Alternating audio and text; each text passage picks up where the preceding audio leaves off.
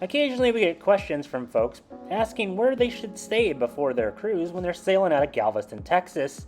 In this video we'll go over our favorite pre-cruise hotel for this port and some things that we like to do around Galveston. I'm Travis, let's get wanderlost.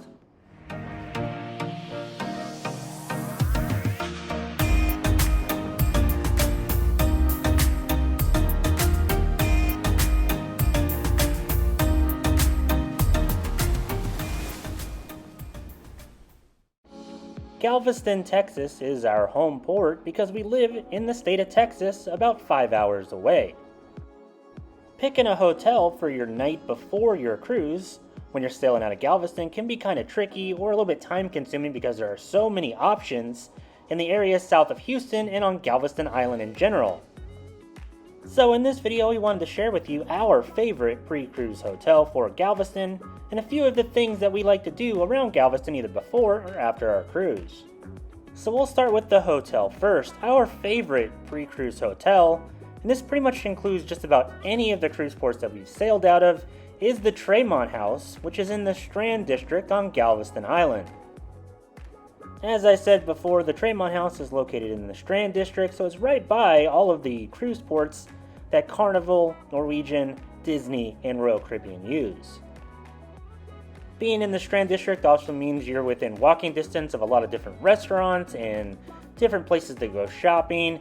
You're even within walking distance of the Pleasure Pier and a lot of the other major Galveston attractions. The Tremont House also has an on-site restaurant and a bar, and the main lobby area was recently remodeled, and it's very comfortable and very elegant if you just want to hang out. Even if you didn't go anywhere else on Galveston and just hung out at the hotel, you'd have a really good time and you'd be very comfortable. We've stayed at the Tremont House a few times, and on this last time that we stayed there, we actually got a one-bedroom king suite. We were upgraded after using the Bonvoy app to book our hotel. This hotel room was very comfortable, had a lot of amenities, and by far was our favorite hotel room that we've stayed at while staying at the Tremont House. The bathroom was very large, the bed was super comfortable, I don't even remember falling asleep, and there was pretty much a quiet space to relax before your cruise in just about every room of this hotel room. You don't have to get a one-bedroom suite to enjoy the Tremont House. Their normal rooms, which are queen rooms, king rooms, and etc., are all as comfortable and were recently remodeled over the last couple years. The Tremont House also has an on-site gym and several conference rooms that can be rented out.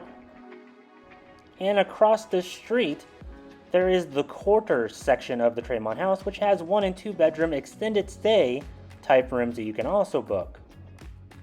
As I said, we booked this hotel room on the Marriott Bonvoy app, and when you book on the app, you can actually add a park and sail package to your booking. The park and sail package gives you 10 days of parking for your cruise, and also gives you transportation to and from the cruise port. The pricing of this package kind of changes based on sailing, time of year, and what type of room you book, but make sure you check it out. It's definitely worth it. The Tremont House is also remodeling its rooftop bar. When that opens, it should be spectacular with some really good views of Galveston and the port area. In our opinion, it's really hard to beat the rustic elegance of the Tremont House if you have a cruise out of Galveston and you need to stay the night before in a pre-cruise hotel. Now let's talk about some things you can do around the hotel. You can actually take a short walk around the block to LaKings Confectionery and get some ice cream, candy, snacks, coffee, that sort of things. These ice creams were unbelievable. They taste just like your mom or grandma would make. Try the lemon, it was my favorite. If you wanted to go for a walk to the other side of the island or a short drive, you can go to the Pleasure Pier, which is right on the water, over at the Seawall. Besides the amusement park rides and carnival games and that sort of thing at the Pleasure Pier, you can actually eat at Bubba Gumps, which is a really, I guess, touristy restaurant, but the food was pretty good when we ate here. If you never tried it, you always need to try one of these restaurants at least once in your lifetime. The shrimp is really good, obviously.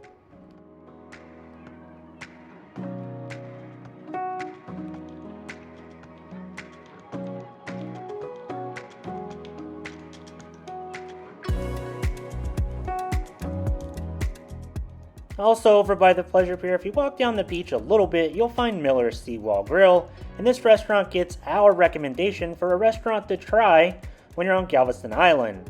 I had the Crabs Benedict, while Nicole tried a bunch of different styles of fish and shrimp and crab cakes and that sort of stuff. All of it was really good, and the service was excellent as well.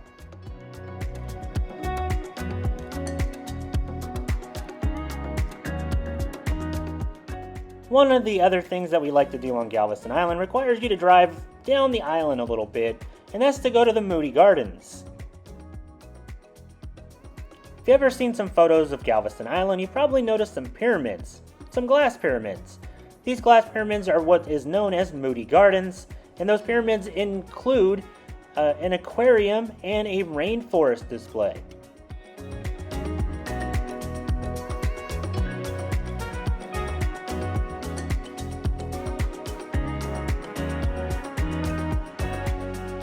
Both of the aquariums are included with a one admission price ticket of around $50 per person for adults, and I will say the aquarium was really good. I thought it was way better than some of the aquariums that we've been to around the country, including the Florida Aquarium in Tampa, Florida. I would definitely go back to the aquarium for sure.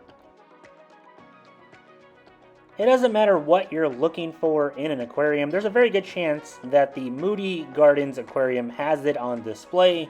From sharks to seals to penguins to fish, you name it, it's probably there and in a very good display that you can actually check it out. The underwater sections of the sharks was one of the best of usage of the tunnels through the water that I've seen. We had a great time at the aquarium.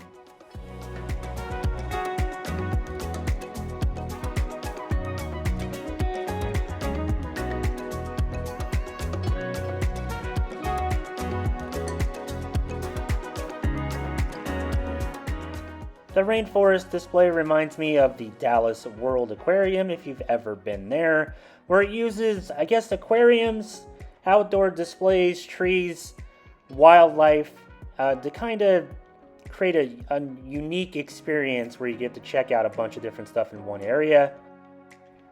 Again, there's a ton of wildlife inside the rainforest display. Everything from bats to birds to monkeys to large exotic fish. It was a very unique experience, and I would definitely go to the Rainforest Aquarium display again. The Moody Gardens is one of the best exhibits on Galveston Island. You should definitely check it out if you're in the area.